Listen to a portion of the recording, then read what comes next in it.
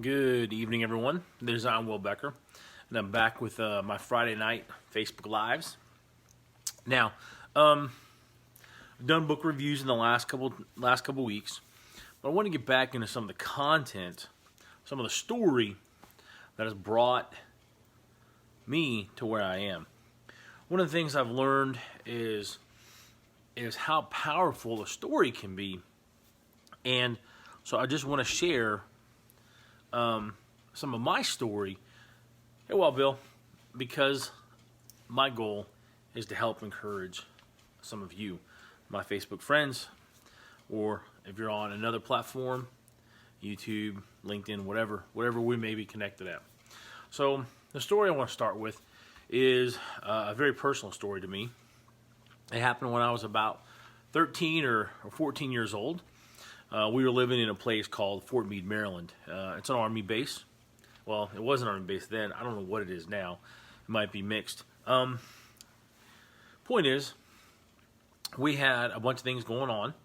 My dad had just gotten back into the Army after some stuff that happened medically with him. And we had some challenges that we faced as a family. Because of those challenges, I was really struggling.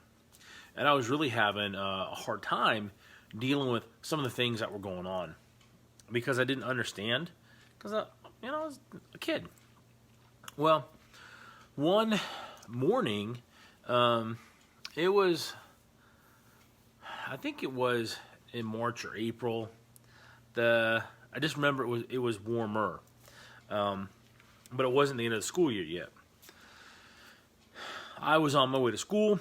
I was coming down the stairs, and right across from our staircase was an entry, a walkway that went into a small laundry room that was attached to the kitchen. And then you can go through the house that way and around back to that hall, the entryway hall, because the front door was right to my left.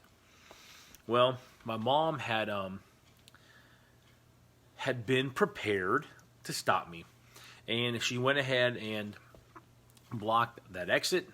I could not go out the back of the house because we had a wire fence, and it was just the height where, and because it was wire, you couldn't really hop it. So I tried to go around the house and come through the laundry room, the kitchen to the laundry room, and out the door. My mom had to lock that door too, and she was pretty hot on my heels. Sorry for the cough drop. I'm dealing with a little allergy stuff here. So what she ended up doing is catching me in front of that washer and dryer, kind of that was kind of part of the kitchen, as I was trying to unlock the door. She kind of hugged me, kind of half tackled me, and she wanted to know what was bothering me. And she knew from her own experiences that when somebody wasn't talking, and somebody was kind of clammed up about things, that they really had something that they needed to share. And I was carrying these burdens on me that weren't really mine to bear. And it took me some time to take the advice that I got here. But I'll get to that here. So what happened is she said, "Will, I know that you're struggling with things.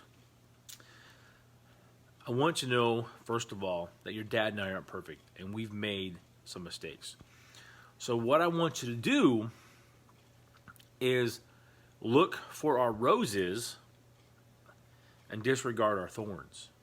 Take the good parts of us, learn from those experiences, and learn as much as you can to be like that characteristic, that trait or that skill, whatever it was, and then look to, a church leader or a teacher, read books." She encouraged me to go look for people who were more skilled, more talented,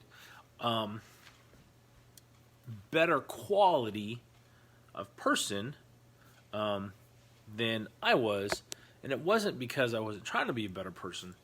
It was because we all could learn from someone. And so that took a little while to kind of get into my head. And really, for me to take hold of that.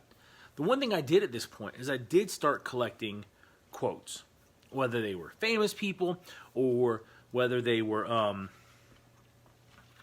not so famous, but I liked the quote, whether they were infamous or not. It didn't matter to me as long as the quote spoke to me. A couple years later, I picked up a quote by a guy named John Dillinger. Some of you may know who he was. He was an American bank robber. And he was a pretty brutal person, if I remember the story correctly. And his quote, the thing that he's kind of said, was never let them make you crawl. And initially, the takeaway, the way that I took the, hey Sarah, is that I shouldn't let other people force me to do what they wanted to do. And that I needed to fight against the man and, take on the estate and all that stuff. The quote is still one of my all-time favorite quotes. The difference is that today, that quote is internal to me. That is a quote that I look at for myself. And what that means is that I control my circumstances. I can take the situation and control myself.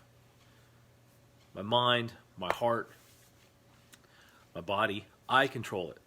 I am in control of myself. And that's really what that quote has come to mean to me. And I'll tell you, my wife and my mom both don't like it. Because they take it as this really aggressive quote from a bank robber. And over the years, like I said, it's really morphed for me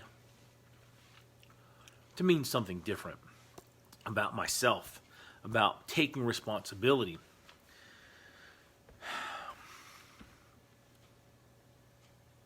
That experience with my mom has been a catalyst for a lot of the things I've done.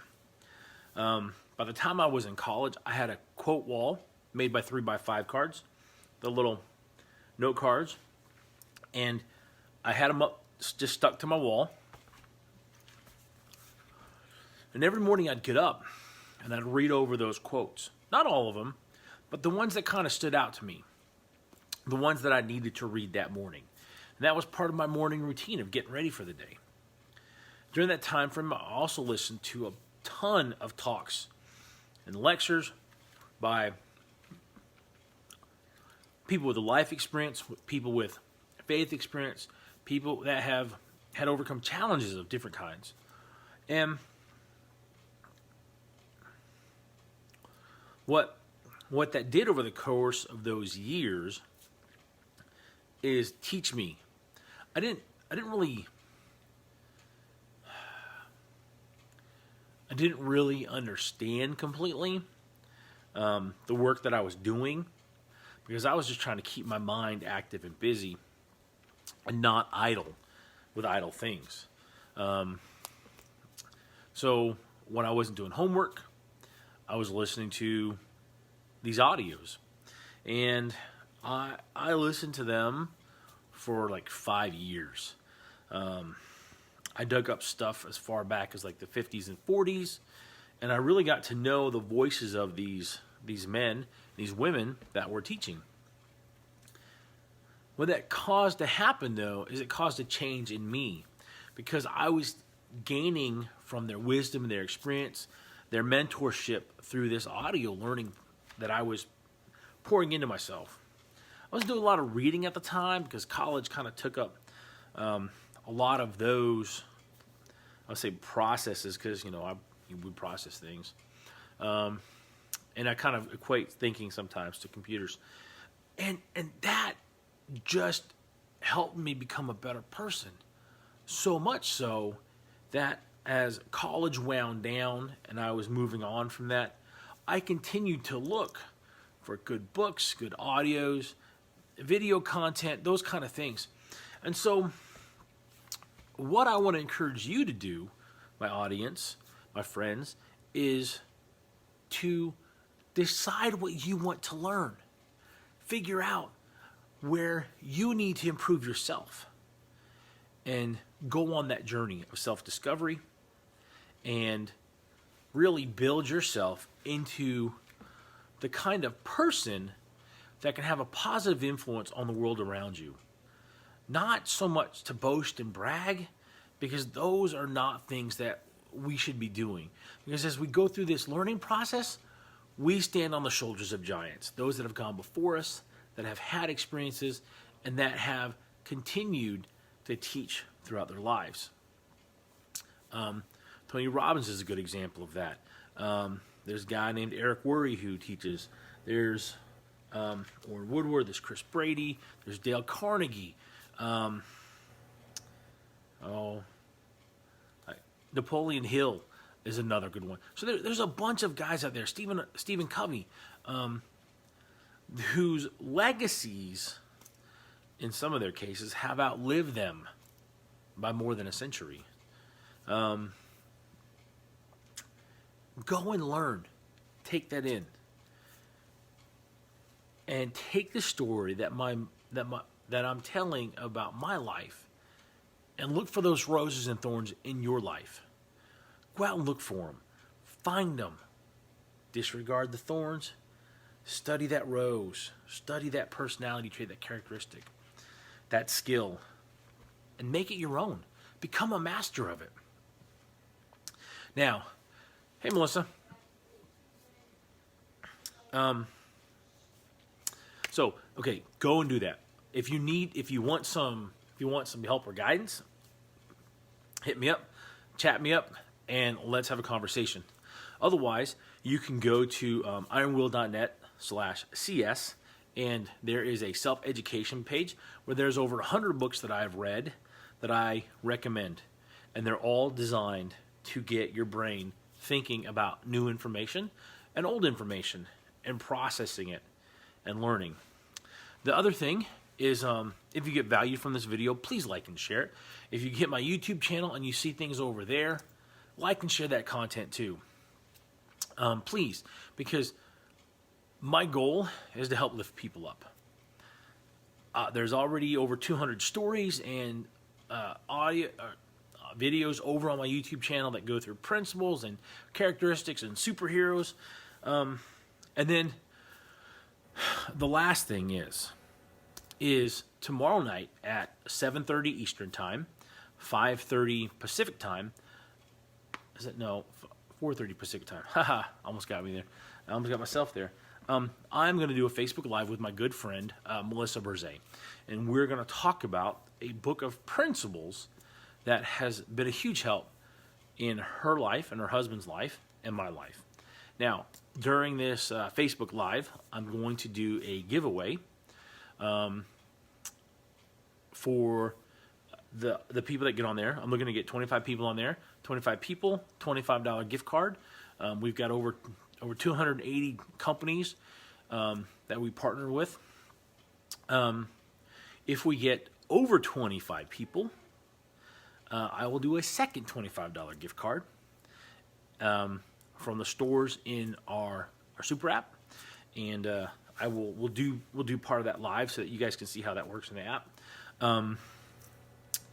So yeah, tomorrow night at 7:30 p.m. Eastern, 4:30 p.m. Pacific Time, and you can come on and jump on. It will be in my Facebook group, the Tigers Club. So if you're not a member, you can look for that and jump in there. Invite your friends. And hey, Mike, thank you. And let's learn together. Let's learn together. All right, take care. Thanks for spending time with me. I will see you guys next Friday night. Take care.